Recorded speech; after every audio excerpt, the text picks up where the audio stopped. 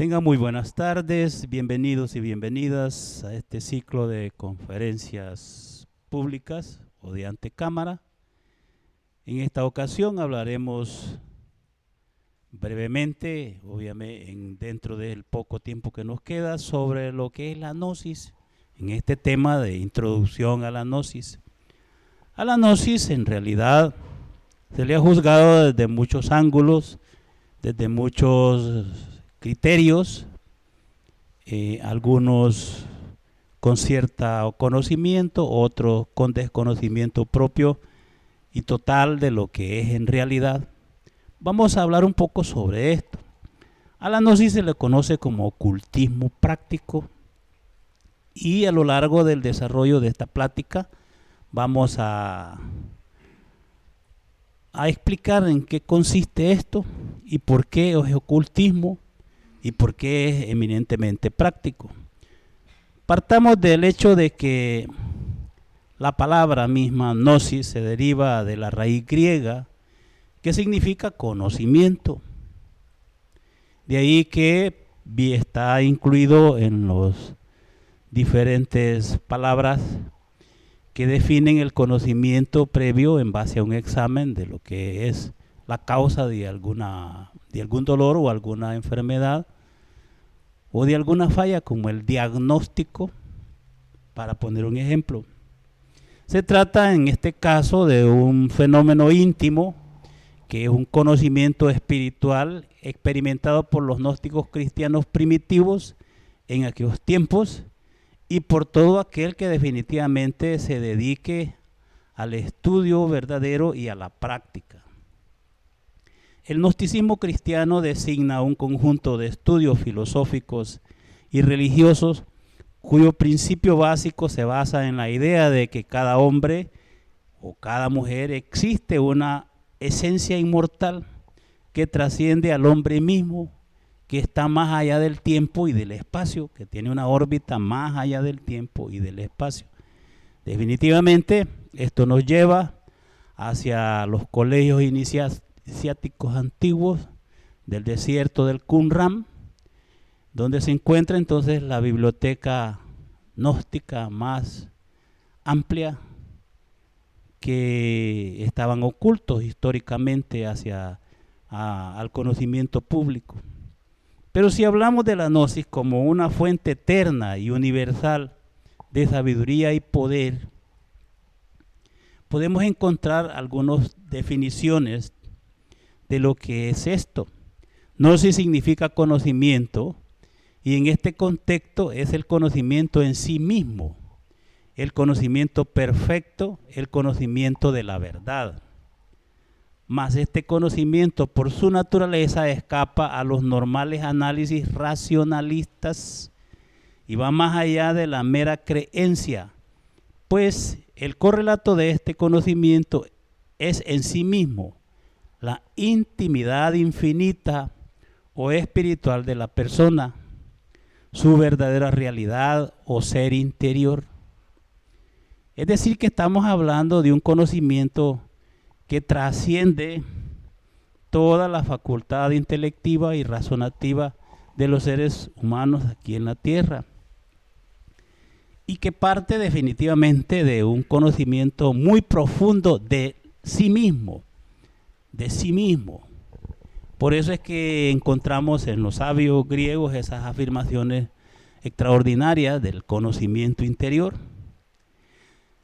Este conocimiento es un conocimiento intuitivo, directo, es revelador y salvador, pues revelándole su verdadera naturaleza psicológica y espiritual, libera al gnósticos o al gnosticus, es decir, al que sabe, al que tiene el conocimiento, ¿verdad?, de la ignorancia, del engaño y autoengaño, lo libera de eso. Le permite saber también quiénes éramos, nos permite saber quiénes éramos y en quiénes nos hemos convertido, dónde estábamos y a dónde hemos sido arrojados, hacia dónde nos apresuramos y de dónde somos redimidos, qué es la generación y qué es la regeneración, etcétera, etcétera, etcétera. Por eso se presentó a la humanidad al final de los tiempos. Entonces, este conocimiento espiritual profundo en forma de una doctrina, de un cuerpo de doctrina, que se le llamó gnosis. No se le llamó de otra manera, no se le llamó cualquier forma que la quieran esconder, se le llamó gnosis. Y esa es la doctrina que el Avatar de Acuario trajo a la humanidad y develó y reveló a la humanidad. La gnosis es la ciencia para despertar, para convertirnos en verdaderos sabios en el sentido más trascendental de la palabra, en verdaderos iluminados, nos dice el venerable maestro Samael. Si queremos llegar a conocer la verdad, el origen del hombre, necesitamos de instrumentos especiales. Necesitamos la conciencia despierta. Los mejores aparatos de investigación están dentro del hombre, y si el hombre se prepara, se convierte en un verdadero investigador de lo real, se convierte en un antropólogo gnóstico que busca la verdad en sí mismo, en la profundidad de su propio real ser interior. Y esta es la diferencia entonces entre creer que se es gnóstico y entre ser gnóstico de verdad. Por supuesto, gnósticos son aquellos que poseen la razón absoluta, que poseen entonces y que conocen totalmente la verdad dentro de sí mismo. Gnósticos son aquellos que tienen toda la sabiduría de Dios en misterio encarnada, cristalizada y obviamente comprendida dentro de sí mismo. Es diferente al concepto que nosotros podríamos tener de ser gnóstico. Yo llego a una conferencia, estudio un libro, pero nomás en mi mente, en la condición en que está, de caos, hace contacto con unos nuevos conceptos y empieza entonces a ser analizados en base a los preconceptos y a los prejuicios que tengo en mi mente. Y entonces a veces saca la deducción rápida, ahora ya soy gnóstico, pero no es así. Lo vamos a ver entonces en el transcurso de la plática. Definitivamente, la gnosis, que es la sabiduría de Dios, el conocimiento oculto predestinado para estos tiempos, para que se develara o revelara en estos tiempos, está definitivamente estrechamente ligada a la conciencia. Es un mensaje que el ser envía a la conciencia, que nuestro Padre, o dijéramos las partes superiores de nuestro propio ser, envían a nuestra esencia, a nuestra alma. Es pues un mensaje revelador del Padre que viene dirigido a la conciencia de cada persona capaz de recibirlo o que tenga la inquietud definitivamente para recibirlo. De hecho, es un lenguaje muy especial, una dialéctica muy especial que solo puede ser recibida y decodificada por la conciencia misma, por el alma que llevamos dentro. Y pongan mucha atención, porque no con el intelecto, no con mi razonamiento, no con los procesos razonativos egoicos, sino con la dialéctica de mi conciencia. Por eso es que la gnosis es incomprendida, manoseada, tergiversada, etcétera, etcétera, lo que podamos decir. Porque entonces está sometida a la interpretación egoica, razonativa de todos nosotros, cuando no tenemos entonces la conciencia despierta para que pueda ser el receptáculo idóneo de esta sabiduría. Siendo la gnosis pues un conocimiento iluminado, es natural que no pueda ser experimentado con el razonamiento intelectual. Necesita activar los sentidos internos para su correcta asimilación. Y ahí es donde viene entonces el secreto, ahí es donde viene entonces la particularidad de esto. Es la dialéctica del ser, solamente puede ser comprendida con la dialéctica de la conciencia. Y Pablo de Tarso hablaba en sus enseñanzas que definitivamente la enseñanza que es divinal solo puede ser comprendida con lo divinal que llevamos dentro,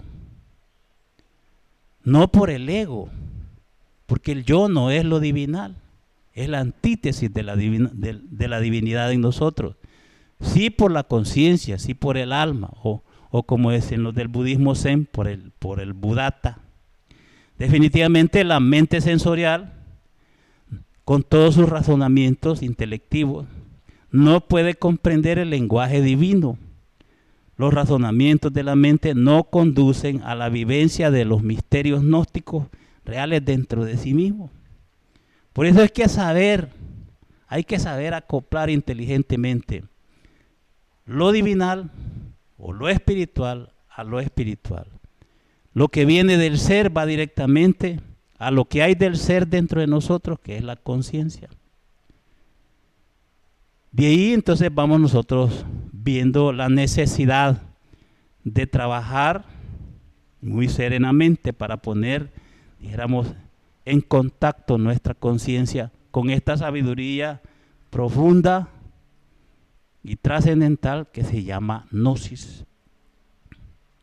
Este señor Henry Charles, pues historiador de religiones, nos dice en el libro Los Gnósticos, la gnosis es una experiencia o se refiere a una eventual experiencia interior, por lo que en un estado de iluminación que es regeneración y divinización, el hombre se restablece en su verdad, se recuerda y toma conciencia de sí, es decir, al mismo tiempo de su naturaleza y origen auténticos. Por esto se conoce y reconoce en Dios, nos dice, conoce a Dios y se muestra a sí mismo como emanado de Dios y ajeno al mundo, adquiriendo de este modo, con la posesión de su mismidad y de su condición verdadera, la explicación de su destino y la certeza definitiva de su salvación, descubriéndose por derecho y por toda la eternidad como un ser verdadero, un ser auténtico y real. Pero definitivamente se necesita de un odre nuevo, de una mente nueva, de una forma de pensar totalmente diferente para que esto pueda, para que la gnosis encuentre donde entonces un aposento ideal, donde entonces hospedarse, quedarse en nosotros mismos. Pues es imposible experimentar la verdad gnóstica, nos dice el venerable, mientras la mente se encuentra agitada, convulsionada, atormentada por las opiniones contrapuestas, por el mundo entonces de las polaridades, por esto de los opuestos, por las comparaciones. Solo es posible experimentar la verdad cuando la mente está quieta, cuando la mente está en silencio. Es necesario pues aprender a meditar para que brille la luz de la conciencia y la gnosis se acomode en la mente serena y silenciosa. Es necesario, dice el venerable maestro Samael, un requisito indispensable es recuperar la inocencia perdida, recuperar entonces la autoconciencia infantil. Este término de autoconciencia infantil llega entonces asociado al no pensamiento, está asociado definitivamente al silencio interior de la mente, y de esa actitud silenciosa de la mente y serena surge definitivamente una posibilidad nueva y grande de hacer contacto con el ser, de conocer eso que se llama verdad. Porque cuando la mente está quieta, lo que desaparece de nosotros es todo lo falso, todo lo temporal, todo lo ilusorio, dando paso entonces al contacto con la verdad. El maestro Jesús de Nazaret, en su libro Pistisofía, dice que el que alcance la gnosis de este misterio renunciará a este mundo y a las cosas que hay en él. Y es que definitivamente aquel que hace contacto grandioso con su propio real ser, establece la diferencia plena entre lo que es falso y verdadero. Establece entonces una diferencia total entre lo ilusorio y lo real. Así que la gnosis, pues, definitivamente es 100% práctica. El opio de las teorías, nos dice el maestro, es más amargo que la muerte. Necesitamos práctica para encontrar al gurú interior. El gurú interior está en ese niño que llevamos adentro, en eso que los maestros del Zen le llaman Buddhata, o esencia, o alma, o conciencia, así como se le quiera llamar. Y todo esto es importantísimo porque cuando hablamos de epistisofía es parte de esa biblioteca interesantísima descubierta en el Nag Hammadi o en el desierto del Qumran, en todos esos documentos históricos que se ocultaban bajo las arenas del desierto. Por eso dicen que el descubrimiento de la biblioteca de Nag Hammadi en 1945 supondría desde la perspectiva de la historia del cristianismo primitivo una revisión profunda del modo de valorizar el cristianismo de los primeros siglos. El gnosticismo y la gnosis del cristianismo primitivo fue uno de los fenómenos ideológicos que dominaron el pensamiento no solo religioso sino filosófico de la cuenca del Mediterráneo durante los siglos I al IV de nuestra era.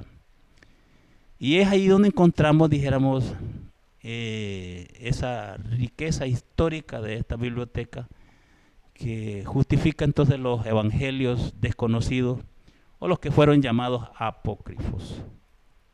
Ahora, es al gnosticismo a quien se le debe la primera expresión de una teología cristiana sistemáticamente expuesta y el primer documento cristiano que revela una doctrina sobre el Dios uno y trino, es decir, la unidad en la Trinidad,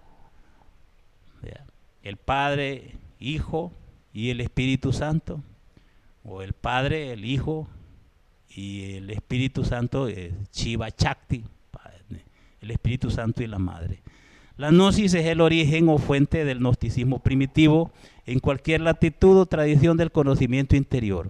Siempre muestran grandes valores exegetas y las alturas espirituales de su doctrina los grandes maestros gnósticos que han hablado sobre estos grandes misterios. Al final de los tiempos, definitivamente alguien tendría que sintetizar toda esta sabiduría. Y ahí aparece la figura misteriosa del avatara, del gurú, del guía espiritual que viene y sintetiza toda esta sabiduría de todos estos colegios iniciáticos y nos la entrega en forma doctrinaria. La gnosis, pues, una de sus características es que establece una diferencia sustancial entre el dogma y la experiencia mística y apunta naturalmente hacia esta última, hacia la experiencia. Aún la palabra fe mantiene en algunos de sus usos el sentido original de la experiencia mística. Recuerden que la fe es la certeza de lo que no se ve, estar segurísimo, certeza. Y cuando uno entonces experimenta algo, nadie le puede quitar eso. La fe surge con la experiencia directa.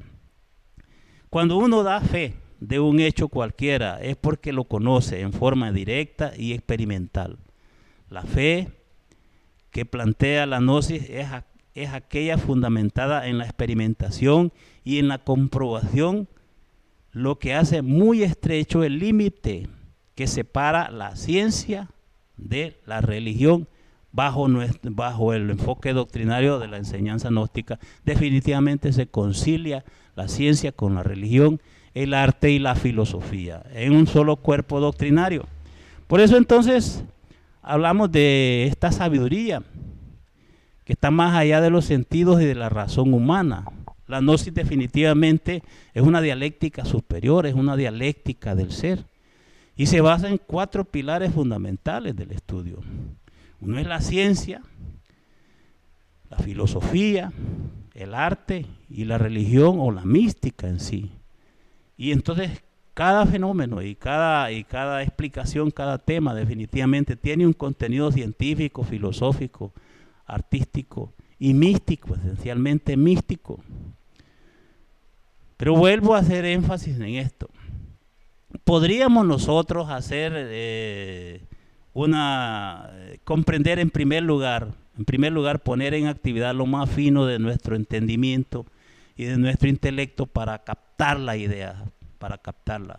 Pero la experimentación de esa enseñanza no la vamos a lograr teorizando o razonando, sino precisamente practicando para poner en libertad los valores del ser que llevamos dentro, y ese entonces experimentará la verdad. Si vemos esto, la gnosis como la sabiduría del ser, y en la ciencia definitivamente, la ciencia del ser como la de la gran obra, como la de los alquimistas medievales, la ciencia pura como la de un Paracelso, la de un Pablo de Tarso, etcétera, etcétera. La ciencia que esbozó el mismo Einstein, el mismo Copérnico, el mismo Newton, etcétera, etcétera. Esa ciencia que está oculta, los valores ocultos que dieron origen a todos estos enunciados científicos, está definitivamente basado en la ciencia gnóstica, la ciencia de los grandes alquimistas, de las grandes transformaciones que se realizan en la naturaleza misma. La filosofía realmente, la gnosis es una filosofía perenne y universal, un funcionalismo de la conciencia que brota de diversas latitudes. Y entonces, como es un funcionalismo natural de la conciencia, nosotros debemos intuir definitivamente que para que nosotros podamos, dijéramos, comprender a fondo y vivenciar a fondo esto, debemos entonces aprender a poner la conciencia en ese lugar donde entra toda esta información, para que sea la conciencia la que reciba, sea el receptáculo idóneo de la palabra que viene del ser, del verbo que baja del ser, de su sabiduría. Así que entonces tenemos que encontrar ese punto de contacto dentro de nosotros mismos. En el aspecto religioso, brevemente dijéramos, obvio, nosotros estudiamos la religiosidad en su forma más profunda. La gnosis estudia la ciencia de las religiones, la religión verdadera. Encontramos nosotros, todo lo encontramos en la naturaleza, y la naturaleza nos habla diaria y en cada momento de esta ciencia misma, mística, que de instante en instante procesa la vida de acuerdo a la voluntad del Padre. La gnosis pues va al fondo religioso, busca lo que el maestro le llama el religare, el querer ligar o volver a ligar el alma con Dios. La religiosidad que nosotros poseemos es completamente científica, altamente filosófica, profundamente artística. Buscamos a la seidad, a lo divinal dentro de nosotros mismos, no fuera de nosotros mismos. Y si no se encuentra dentro de nosotros mismos, difícilmente la vamos a encontrar afuera. Ese es. Elementos como la felicidad misma. Normalmente uno busca de forma externa algo que lo haga feliz, cuando nunca lo va a encontrar afuera, porque la felicidad es un estado de la conciencia misma y está en su interior y no tiene ninguna relación con la materialidad del mundo. Hay personas que puedan vivir con escasos recursos y realmente ser felices, y la mayoría de personas que viven con abundante material, abundante dinero, realmente no saben ser felices ni un segundo. Entonces, en este mundo de la relatividad, nosotros debemos que saber que eso que hay adentro, esa divinidad que hay adentro y esos estados superiores, tenemos que buscarlos en nuestro interior. Y aquel que los encuentre en su interior los irradia hacia afuera, los irradia hacia los demás. Vamos entonces a tratar de ir profundizando en esto. La antropología gnóstica, a través de este proceso de investigación interior, de investigación interna, con ello podríamos evidenciar la tremenda realidad de que la gnosis brota por doquier, en todas las culturas, en todos los tiempos.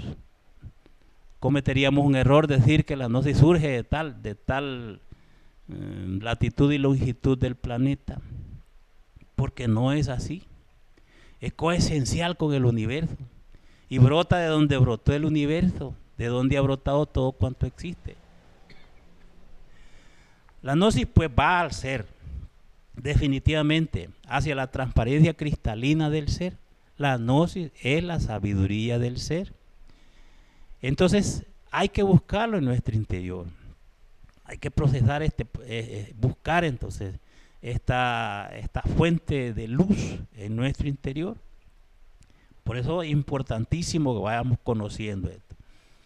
El arte, como pilar de la enseñanza, la hallamos en todas las piezas arcaicas, en todas las piezas antiguas, en las pirámides y en todos los viejos obeliscos de Egipto, en el México antiguo, entre los mayas, entre las reliquias arqueológicas de aztecas, zapotecas, toltecas, etcétera, etcétera. ¿Cómo no encontrar el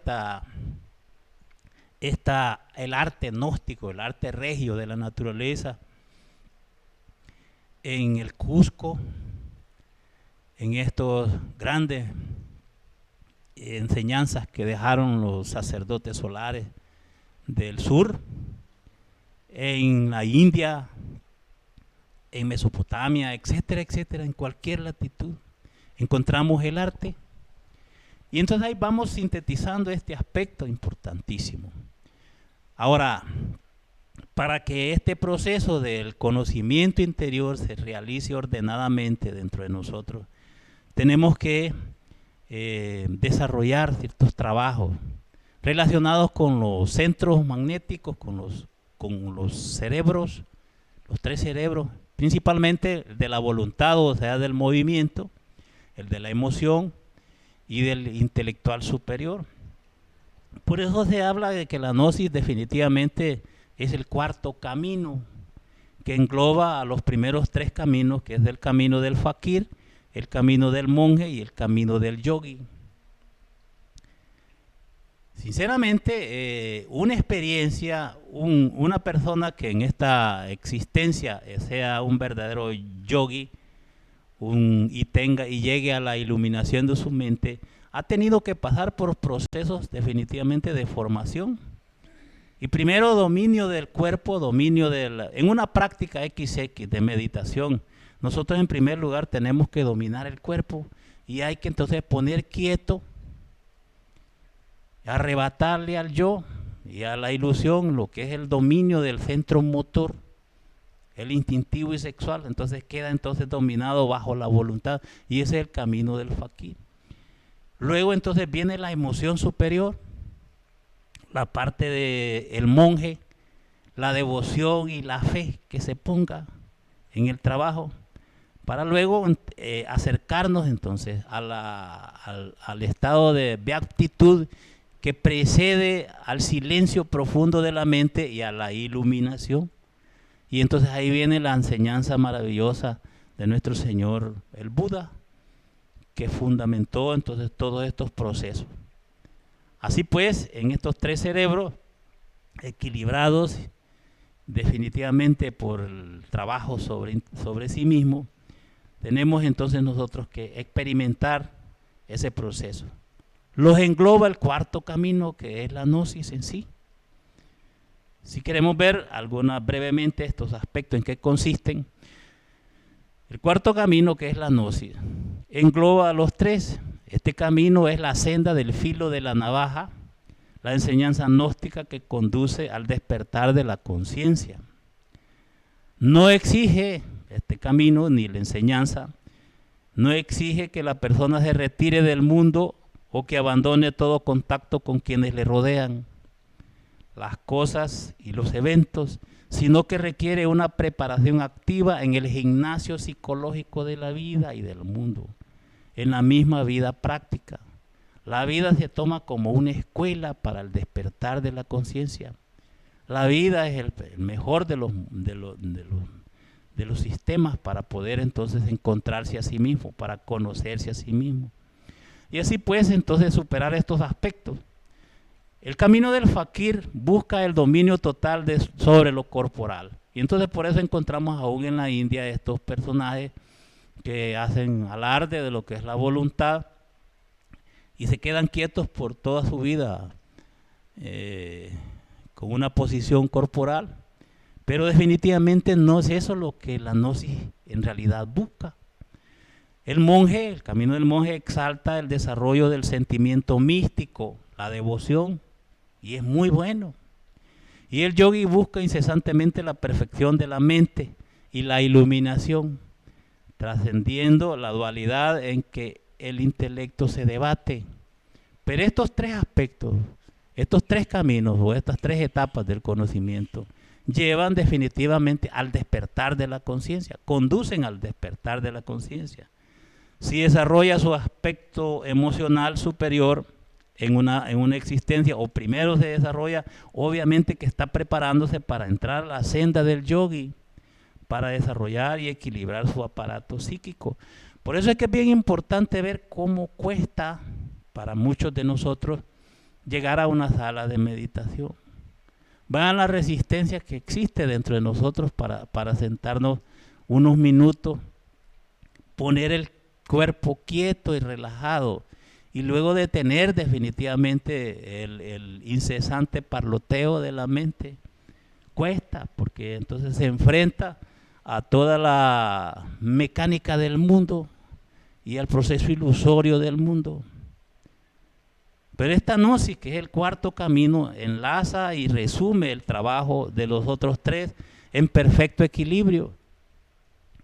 Nosotros definitivamente necesitamos la voluntad del fakir, la devoción del monje y una mente serena y profundamente quieta como la del yogi para experimentar la gnosis, para que la gnosis se quede, anide en nosotros. El cuarto camino es la senda del matrimonio perfecto y por eso esta gran obra fue la que el maestro Samael, con la cual se lanzó a la batalla ante este mundo y en estos tiempos. La vía del ser inteligente, del que estudia la ciencia, el arte, la filosofía y la mística, busca el despertar de la conciencia y la aniquilación del egoísmo separatista. Se fundamenta este camino en la transmutación de las energías creadoras para despertar y desarrollar el fuego interior, la disolución del ego y el sacrificio o amor consciente por la humanidad. Y ahí entonces es la octava superior en donde nos introduce la enseñanza gnóstica, más allá del fakir, del monje y del yogi, simplemente nos introduce entonces a la senda del matrimonio perfecto. ¿Por qué entonces es tan difícil? ¿Por qué es tan complejo para un aspirante de la enseñanza gnóstica? Porque le hace falta cimentarse en el camino del fakir, del monje y del yogi. Porque definitivamente los intentos no llegan a coronarse con el éxito del despertar pleno de la conciencia, con la creación o el nacimiento segundo y la muerte mística, porque hace falta el dominio de esta técnica, hace falta voluntad, hace falta mucha fe y devoción, mucha oración, y hace falta entonces la quietud profunda y serena de la mente. Entonces la gnosis en sí no logra establecerse firmemente en el interior. Necesitamos de hecho preparar el terreno, prepararlo, el odre, como decía el maestro Jesús, el odre nuevo, una forma diferente de ser, de pensar, de sentir y de actuar, para que entonces esto pueda funcionar de forma natural. Como ciencia definitivamente no se contradice en alguna manera con la ciencia que conocemos, moderna. Einstein afirmó alguna vez que la religión sin la ciencia es ciega y que la ciencia sin la religión es coja. Pitágoras, pues el gran maestro matemático griego, fundó su comunidad científica, filosófica y religiosa, basada entonces en ese conocimiento intuitivo de la matemática, ¿no? Como ellos, los más grandes científicos de todas las épocas contemporáneas, la íntima relación existente entre la mística la mística y la ciencia se ha estrechado, y en estos tiempos modernos en que nosotros estamos viviendo está mucho más y mucho más estrecha. Con el avance de los científicos cuánticos, con el avance de la moderna neurociencia, van descubriendo y van haciendo definitivamente un acercamiento total a esos principios científicos gnósticos. Para ponerles un ejemplo, San Agustín hablaba tanto de esta que el maestro Samael amplió en la psicología revolucionaria, en la Gran Rebelión, y decía San Agustín: debes vaciarte de aquello con lo que está lleno, para que puedas ser llenado de aquello de lo que está vacío. Debemos eliminar el yo, y ahí entra el maestro Samael, habla de la eliminación total del ego para que surja la luz, para que entonces vayamos quedando iluminados. El ego es las tinieblas, de lo cual estamos muy llenos, y necesitamos la luz del ser. Y dice, esta es la perfección de un hombre, descubrir sus propias imperfecciones. Pero el maestro enseña cómo descubrirlas y cómo eliminarlas. Y eso es lo que tenemos entonces de anexo, dijéramos, a todo lo que pudo decir este gran maestro, patriarca gnóstico de todos los tiempos, San Agustín.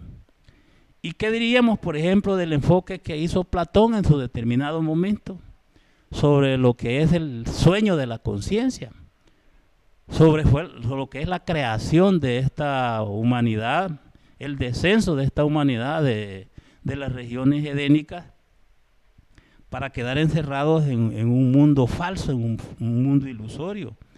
Definitivamente es algo extraordinario como este gran maestro también griego, Platón, en su obra La República, habla sobre esta humanidad. Y entonces ellos no se meten a decir nosotros, ustedes los terrícolas, como lo dice el maestro Samael, sino que crea una metáfora, una historia.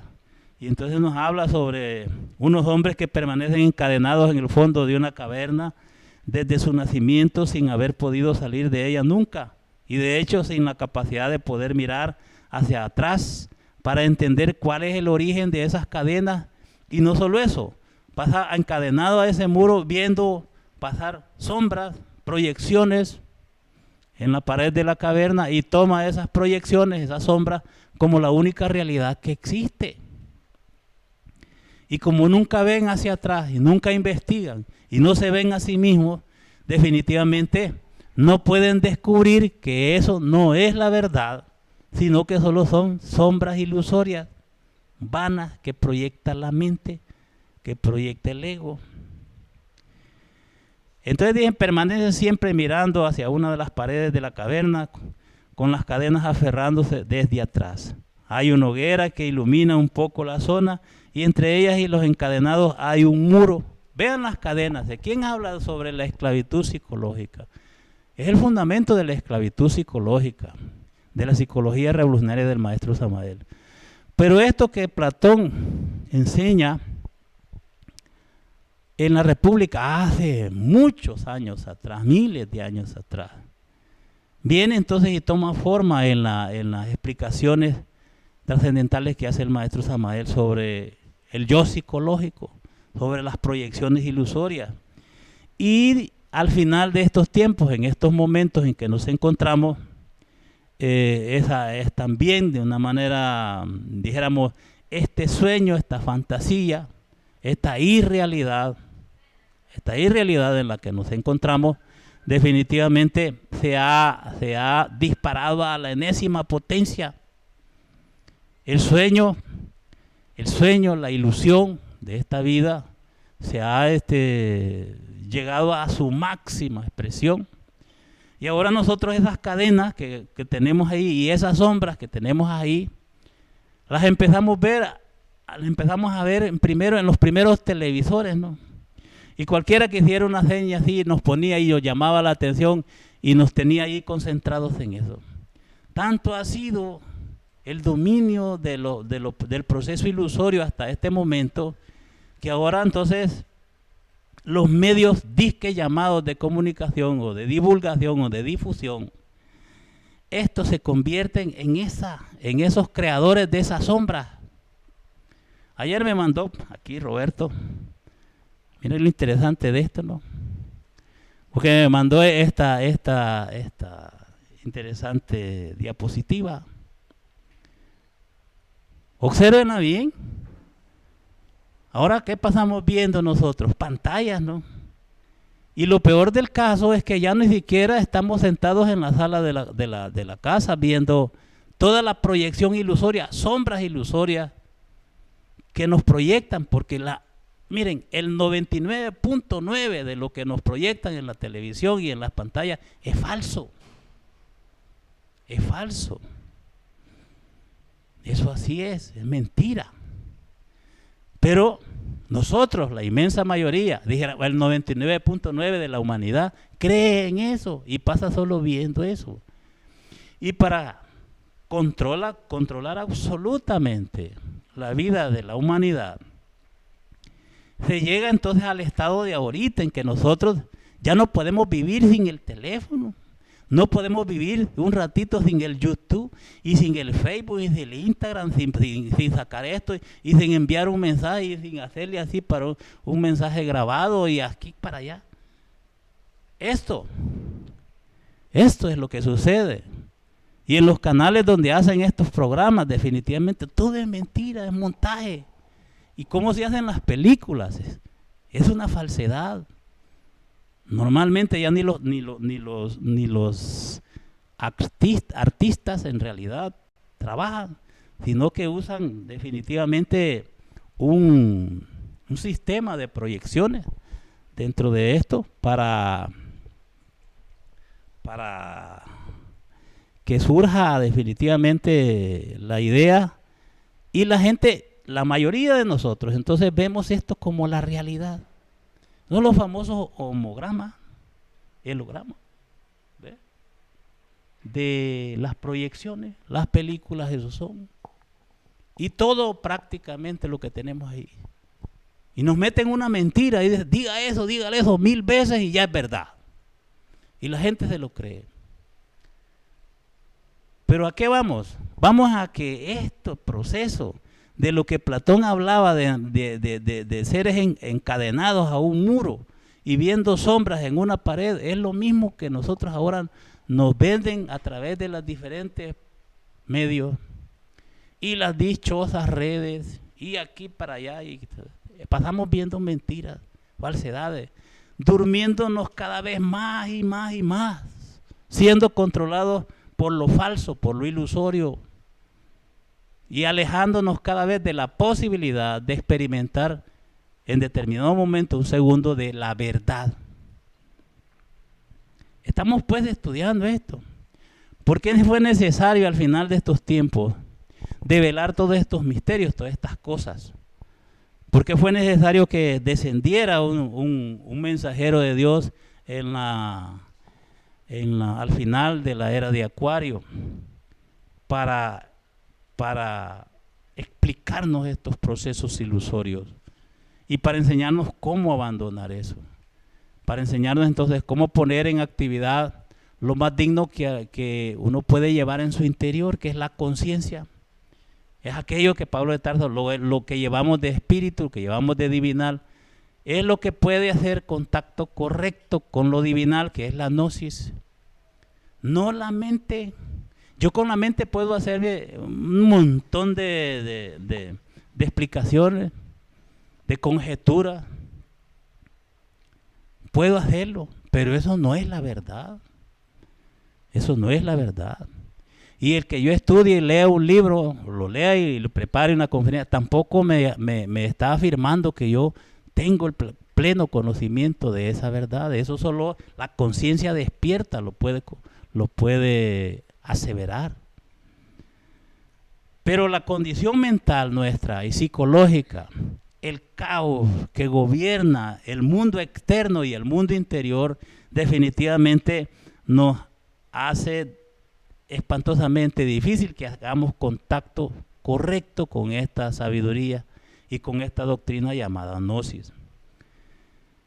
El ser necesitó encarnarse en la tierra y siempre lo hizo cíclicamente para poder entregarnos esta sabiduría.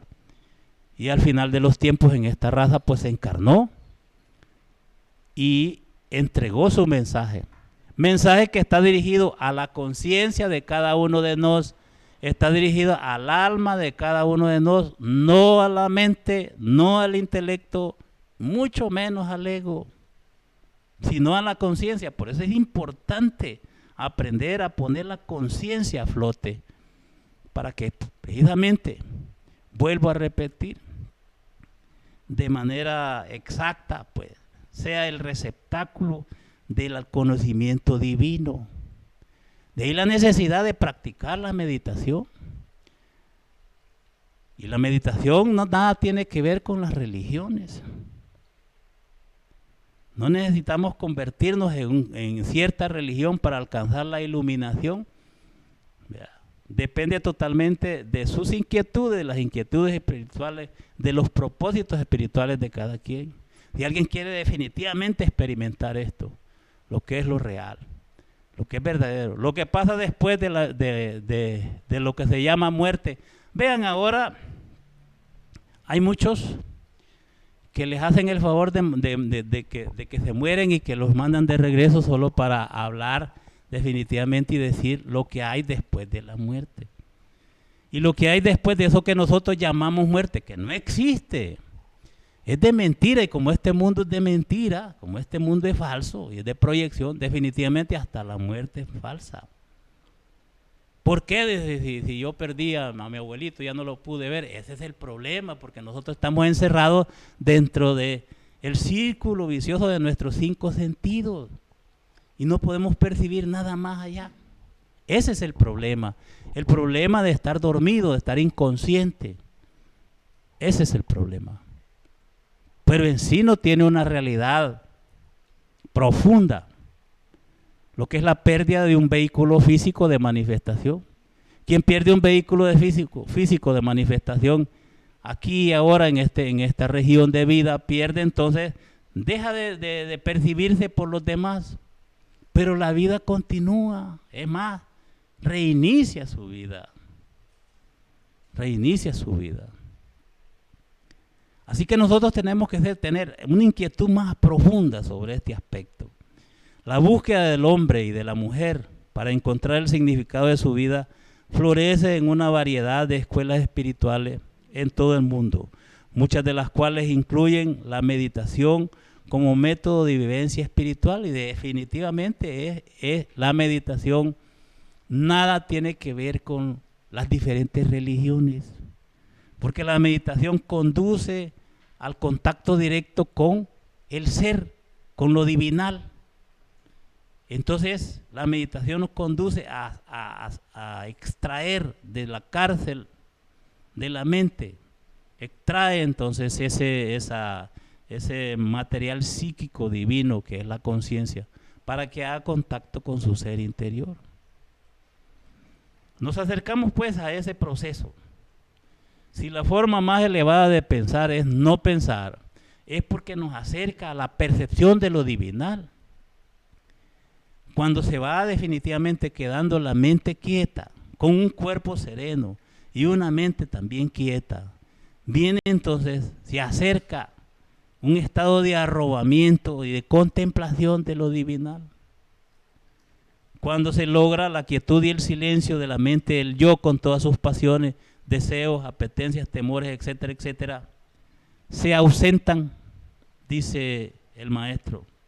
Solo en ausencia del yo, en ausencia de la mente, el Buddhata puede despertar para unirse al íntimo, llevarnos al éxtasis y conocer la verdad. Conocer la verdad. Y ese es el objeto, conocer la verdad. Definitivamente, en esa técnica, en la técnica de meditación que nos dejó el gran maestro Buda, que nos han enseñado por los largos tiempos los maestros del Zen y del Chan, con la técnica del no pensamiento, pone a trabajar la parte más central de la mente, la que produce el éxtasis y así conocer lo real. La parte central de la mente es eso que se llama Buddhata, la esencia, la conciencia. La conciencia es divinal y se acomoda a la sabiduría divinal, se acomoda a la gnosis, se acomoda entonces a eso. Por eso es lo importante que es entonces aprender a meditar, recuperar la inocencia perdida, alcanzar definitivamente ese estado de lo que el maestro le llama la íntima recordación de sí mismo. Si la gnosis es el funcionalismo natural de la conciencia, debemos reconquistar la infancia perdida en nuestro corazón y en nuestra mente. Nosotros debemos reconquistar la inocencia si es que de verdad queremos ser felices, dice el maestro Samael. Y de ahí la importancia que tiene aquellas frases del maestro Jesús en su evangelio: dejad que los niños vengan a mí, porque de ellos es el reino de los cielos, y de cierto os digo que si no llegáis a ser como estos niños, nunca entraréis al reino de Dios, etcétera, etcétera, porque es necesario recuperar esta inocencia, es necesario, porque la conciencia en sí mismo, lo que llevamos aquí dentro de nosotros, sabe lo que directamente experimenta por sí misma. El crudo realismo de la vida, más allá del cuerpo, de los afectos y de la mente, más allá de todos los procesos de tiempo y espacio en los cuales nosotros vivimos atrapados. Para terminar, debo decirles que la gnosis definitivamente es una síntesis maravillosa del esoterismo crístico entregado por el gran señor Buda, por el maestro Amitabha, encarnado en Siddhartha Gautama Sakyamuni, y también entregado por el gran maestro Jesús de Nazaret, el gran maestro Jesús de Nazaret, maestro de maestros. Entonces, nadie puede alcanzar las enseñanzas del Cristo sin poner en práctica las enseñanzas del Buda. Nadie puede definitivamente llegar a describirse o a sentirse verdaderamente gnóstico si no maneja en la práctica las técnicas entregadas por estos grandes maestros. El maestro Buda entregó entonces la forma en cómo llegar a tener una mente iluminada totalmente, el camino del yogi, el camino del fakir y el camino del monje. Y el gran maestro Jesús nos entregó toda la ciencia de la psicología para comprender el yo y para enfrentarse a sí mismo, la legión, para sacar la legión dentro de sí mismo. Definitivamente, si algo debemos decir, si algo nos está haciendo falta en cuanto a la comprensión de esto, es porque mucho nos hemos quedado en aspectos puramente teóricos y razonativos. Y la gnosis no se alcanza con eso. Es 100% práctica, esencialmente mística. Se debe entonces... Hay quienes entonces buscan buscar poderes. Los poderes, cualquiera que sean, el camino sobre las aguas, el vencer los elementos de la naturaleza, etcétera, etcétera. Esos son valores propios y atributos del alma, de la conciencia. Si se despierta la conciencia, entonces se vivencia todo eso. Nos dice el maestro que el hombre está contenido en la naturaleza y la naturaleza en el hombre. Y si no descubrimos las leyes de la naturaleza dentro de nosotros mismos, no las descubriremos fuera de sí mismos. Vivimos en relación a un mundo invisible. Y si no nos damos cuenta de lo que sucede más allá de la muerte, es precisamente porque tenemos la conciencia dormida. Y si despertamos, todo sería diferente. Entonces sí darían cuenta de que la muerte tal como nosotros la percibimos y la conocemos, y esto que causa tanto dolor y congoja en la vida de nuestra, esto que causa tanto miedo y temores, definitivamente no existe. Solo es la pérdida de un vehículo, de un vestido de manifestación en este mundo sensorial. Pero nada termina ahí. Nada termina ahí. Se los digo y se los reitero porque muchos tenemos demasiado miedo a perder el cuerpo físico. El cuerpo físico es un vestido que envejece y que pierde la vitalidad y que definitivamente no, como es del tiempo, no puede ser eterno. No puede ser eterno.